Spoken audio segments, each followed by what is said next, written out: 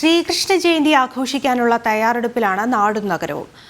നഗരഗ്രാമ വ്യത്യാസമില്ലാതെ ഉണ്ണിക്കണ്ണന്മാരും ഗോപികമാരും നാളെ നിരത്തുകൾ കീഴടക്കും. ജന്മാഷ്ടമി വിപുലമായി ആഘോഷിക്കാൻ അവസാനവട്ട ഒരുക്കത്തിലാണ് ബാലഗോകുലം.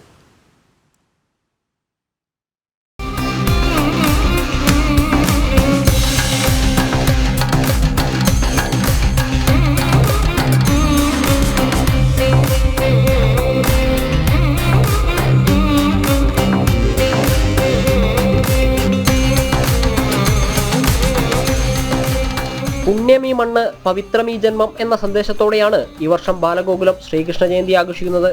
വയനാട് ഒഴികെയുള്ള ജില്ലകളിൽ ശോഭായാത്ര ഉൾപ്പെടെയുള്ള ചടങ്ങുകളോടെ വിപുലമായി തന്നെ പരിപാടികൾ നടക്കും.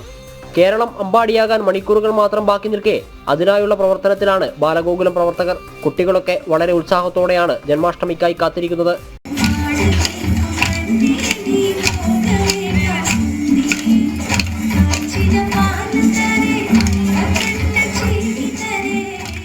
ഇപ്പോൾ ഞങ്ങൾ ഭയങ്കര എക്സൈറ്റഡ് ആണ്.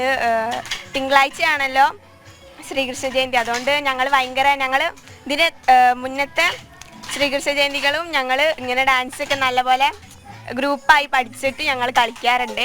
അപ്പം അതുപോലെ ഇത് നല്ല സന്തോഷത്തോടുള്ള എല്ലാവരും എക്സൈറ്റഡ് പറഞ്ഞാൽ നല്ല എക്സൈറ്റഡ് ആണ്. കൃഷ്ണ ഗോപിക വേഷത്തിനും ഗോപിക നൃത്തത്തിനും ഉറിയടിക്കുമൊക്കെ ഒപ്പം ടാബ്ലോകളും ശോഭായാത്ര വർണ്ണാഭമാക്കും. പതിവിലും ഗംഭീരമായിട്ട് തന്നെ ശ്രീശൈലിയുടെ അന്ന് രാവിലെ ഉറിയടി മത്സരം, ഗോപിക നൃത്തം, പിന്നെ കസാരകളി, കുട്ടികൾക്കുള്ള ചിത്രരചന മത്സരം, അതൊക്കെ നമ്മൾ പ്ലാൻ ചെയ്തിട്ടുണ്ട്. 12-13 ടാബ്ലോ അടങ്ങുന്ന വലിയൊരു ശോഭയാത്രയായിട്ട് മുതലക്കുളത്തേക്ക് അമ്പാടിയിലേക്ക് പോകുന്ന ഇതാണ് ഇതുവരെ സംഘടന പ്ലാൻ ചെയ്തിട്ടുള്ളത്. കേരളത്തിലുടനീളം 10,000 ശോഭായാത്രകളാണ് ബാലഗോകുലത്തിന്റെ നേതൃത്വത്തിൽ നടക്കുക. ശോഭായാത്രകൾ ആരംഭിക്കുന്നതിന് മുൻപ് വയനാട് ഉരുൾപൊട്ടൽ ദുരിതം അനുഭവിക്കുന്നവർക്കായി സ്നേഹനിധി സമർപ്പണവും നടക്കും. ജനം, കോഴിക്കോട്.